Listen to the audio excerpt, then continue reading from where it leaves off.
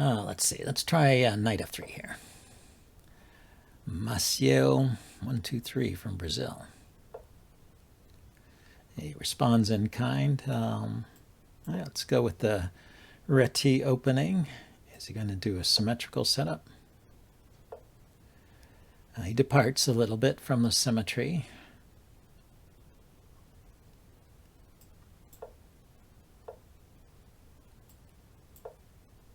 He still hasn't committed in the center. Okay, so he's going for a King's Indian then.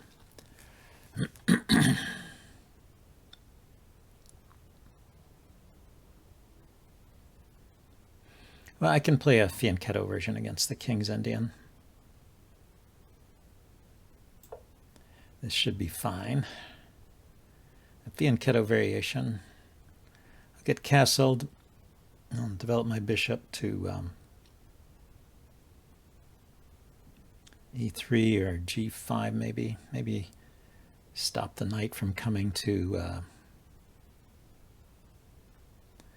g4 there. Bishop e3, queen d2, and then bishop h6. Classical, typical kind of setup to trade off the dark squared bishop.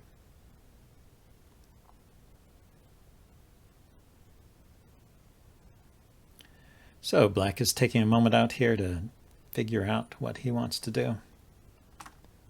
So yeah, this is what I'm thinking of. Pawn there, bishop there, queen there, castle, in some order.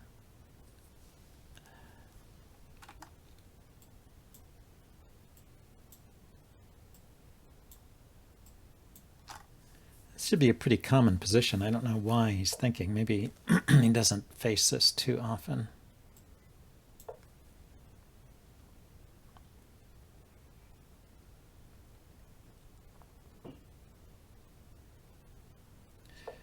I mean, maybe he's always expecting the classical variation where e4 is played. I could play e4 here, but I'm really set up for this bishop e3 idea. Let's go ahead and do that.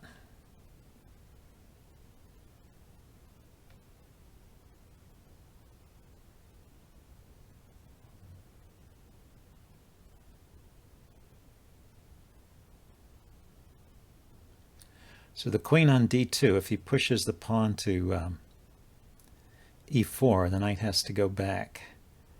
Could go also to h7. I mean h2. Could go to h2 or could go to e1. And I probably want to go to one of those squares. I'm not sure which one is better. Sometimes the king wants to go to h2. So let's put the knight here. I'm still going to play queen d2 and get rid of his dark squared bishop, if I can. And then we'll see what we can do about the pawns in the center.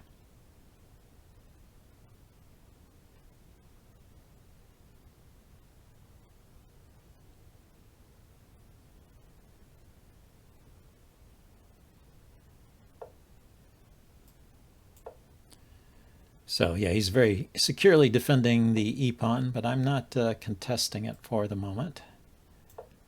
Just want to defend the center.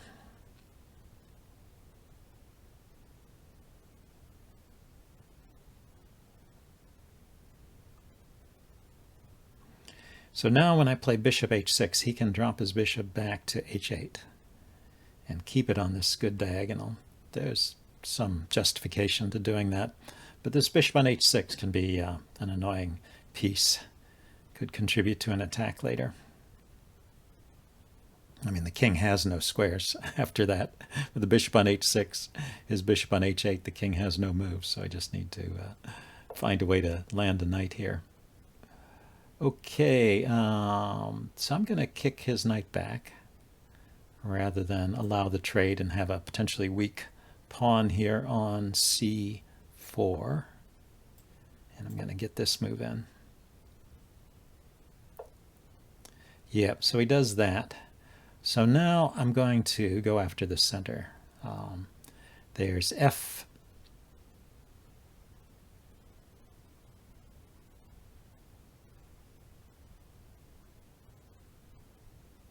And there is f3, but he could play e3.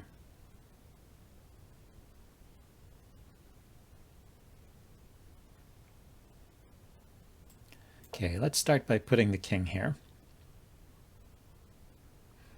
Can play... No, he couldn't play e3 before that because the bishop would have taken it.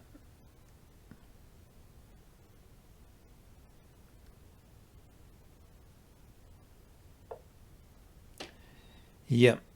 So I want to put a piece there. Maybe I'll bring the knight around.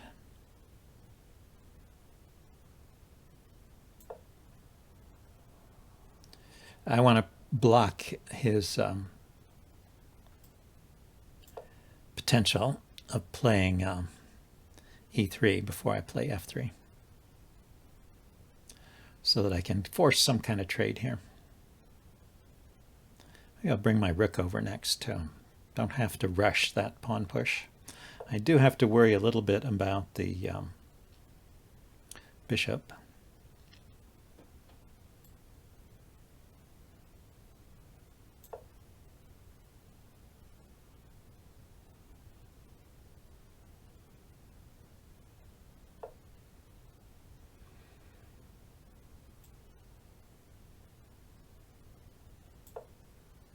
Okay, we're getting this push in.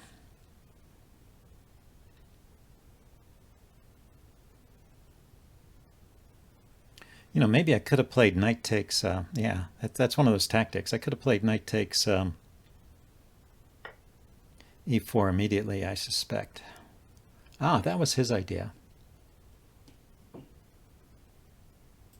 Okay, his queen is loose, so if I take here, trades queens, I take back, he moves the queen, I take his knight, he takes my knight, I take the queen.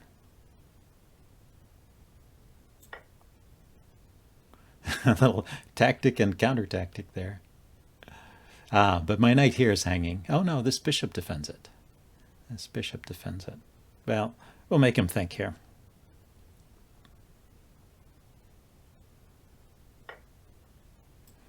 Yeah, looks like that worked then, although I'm not quite sure this position is so great for me, but his knight is hanging. Yep, so he moved it. So now what? Let's move this knight. I want to get this knight out of the way.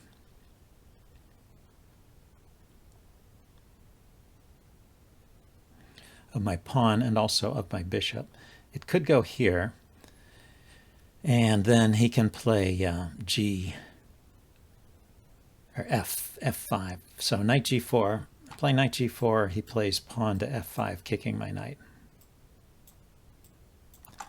And my knight could hop into E5, get traded off, or it could come back to F2. F2 is not bad. It supports a pawn push to E4 there.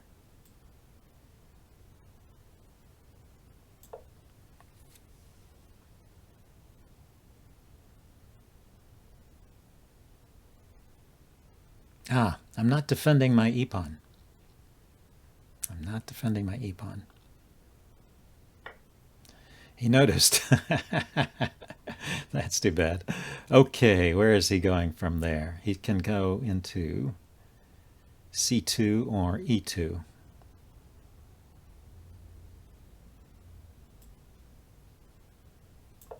Let's push the e-pawn forward.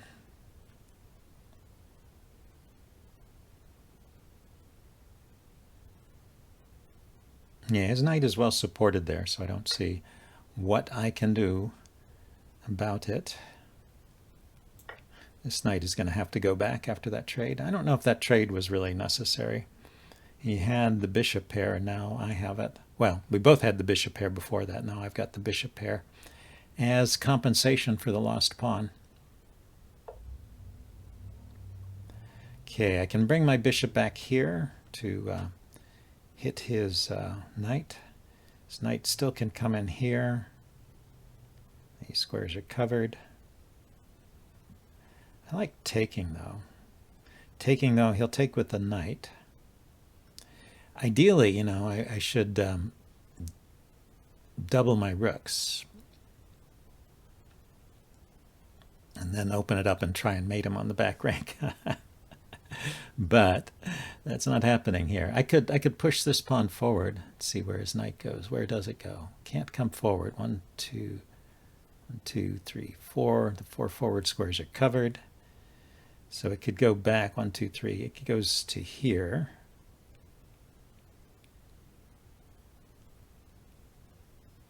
And I could bring my bishop back to hit his knight. This knight moves to hit my rook, though. So it's not such a great idea.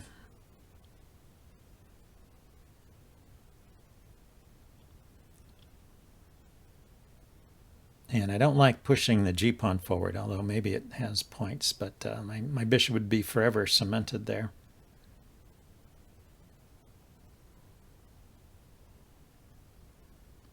I think I'll take. All in all, it's bad because it lets his knight have a good square, but if he takes with the pawn, then his knight doesn't get the good square, and if he takes with the knight, then at least my knight has a square it can run to. A better square for my knight.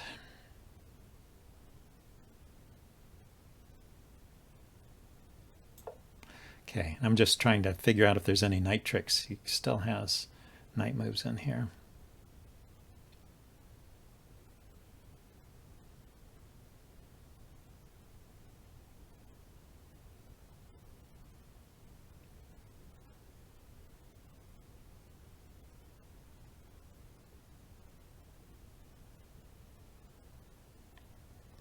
I can't chase this knight away from the center, this knight on d5. That's a pretty solid knight. This knight can be chased away, but does it end up going to a better square anyway? Well, let him think for a while. He can always kick me with f5, but it does weaken his king side. So he just drops that knight back immediately, okay?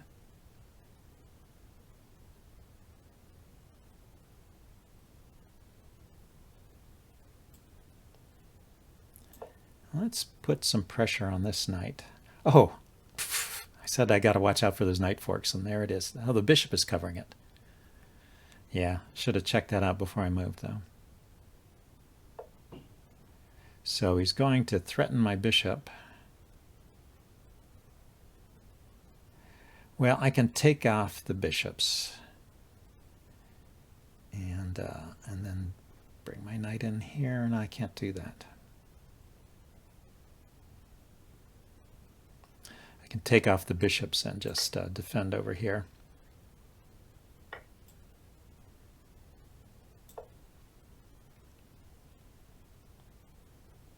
So now g5 looks like an interesting move. Maybe I can cement a knight on the f6 square. And I was planning to push this pawn to get, part of my reason of putting the rook on the d file was to coordinate with my bishop. So I want to move this knight out of the way and push that pawn forward.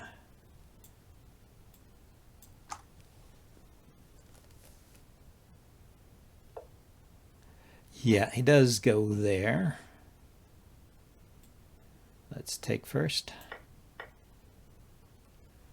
Then I can't go here, but I could go here. He kicks me, I go there. Just try and stay active.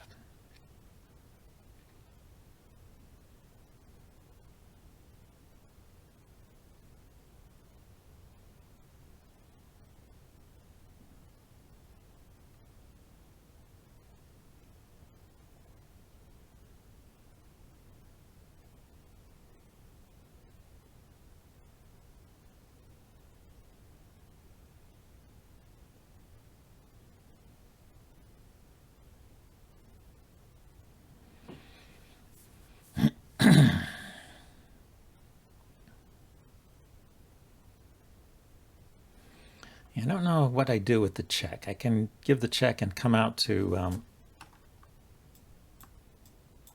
the c5 square, hitting this pawn. That would only be useful if this rook weren't here, because he can just push this pawn forward, and I can't take here. But if that rook weren't there, he would have to fall back and defend that pawn in some way. Okay, but he goes for activity. So I cannot play the check anymore. I can play this check, however.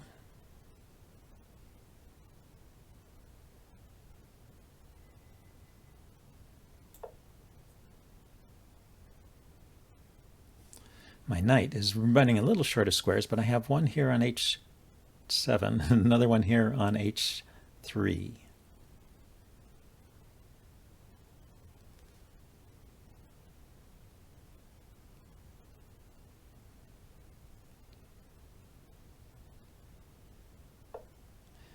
Yeah, so should I take it? The pawn on h7? He'll bring his rook over and pin my knight. And that is probably losing. So let's just drop back. So, his idea was to play there, but what is that? What good is that? It wins my rook. That's what good that is. Okay. Yeah, that was a nice little tactic. Okay, so I've got a check here.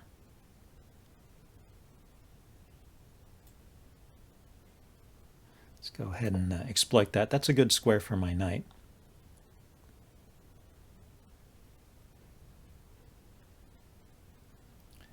And his king can't run backwards because of my rook. And it can get into trouble if it comes forward. So we'll make him think a little bit. Yeah, I thought this might be good. So he runs out that way.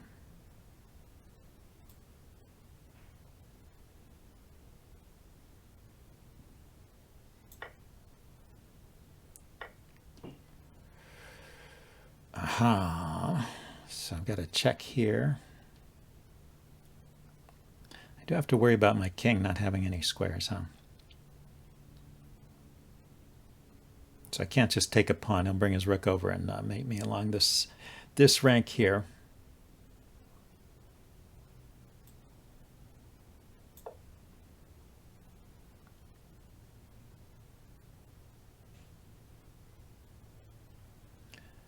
It's not a rank. On that column, on this file, he will mate me if I'm not careful.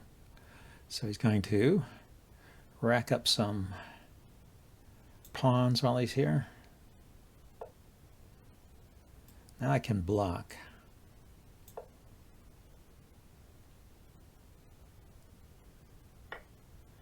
And block this way too. My bishop is still active even though it's blocked. Because I'm, even though it's pinned. Because I can move the rook.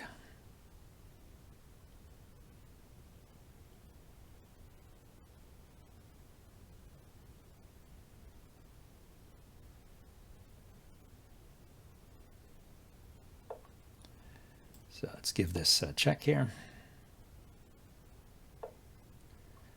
And I wanted to unwind here. Actually, it's not so easy to unwind, is it?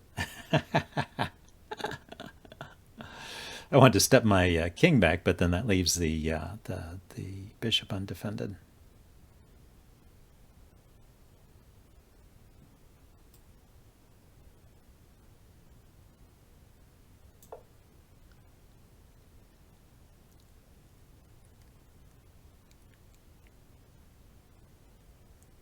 Giving my king a escape square here.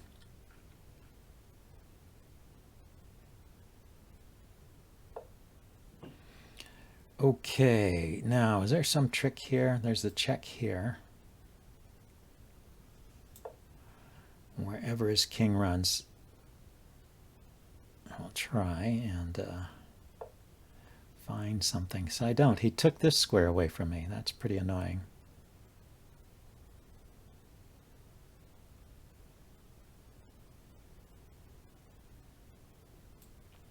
Okay, I need to unpin. This is just too awful here.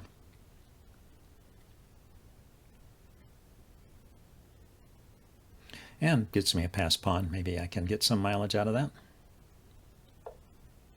Yeah, so he keeps the he keeps that. Okay, so let's see if I step down there, he will check me again.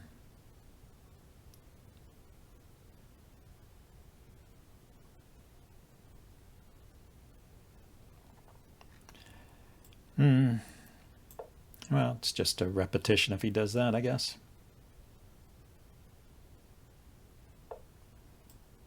If he doesn't repeat, then it unpins the knight, which is what I'm trying to do.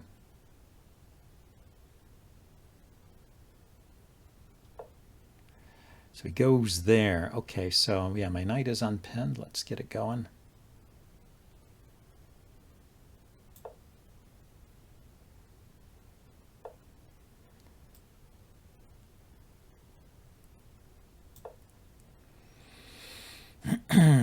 Liberate my king.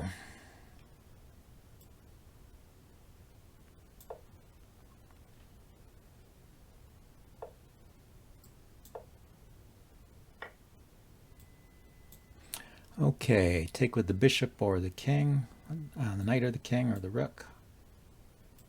Let's take with the rook.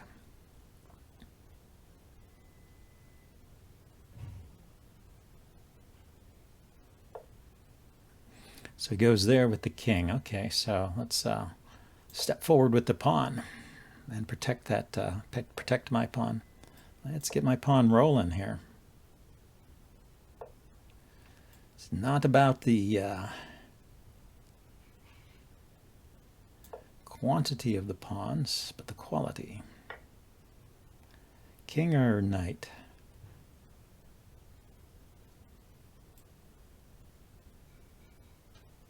I'm not sure. So you can always come here and check. So let's get the king out of the way and get that pawn rolling.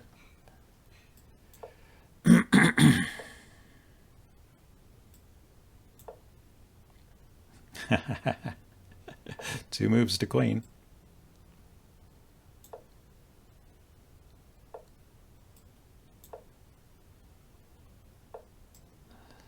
Okay, I win his rook.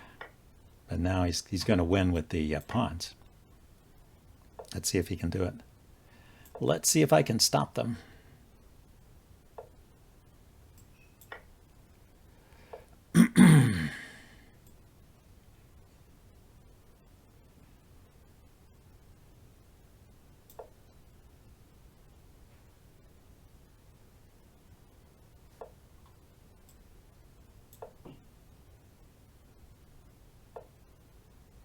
So check here, and then there, there. Check here, take there. I think he's winning. I think he is winning.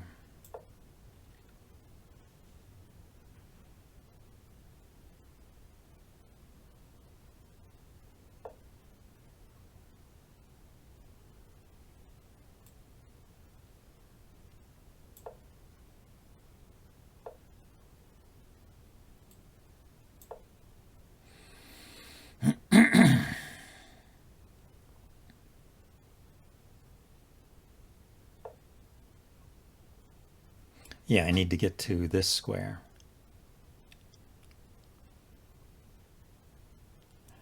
Can't get there.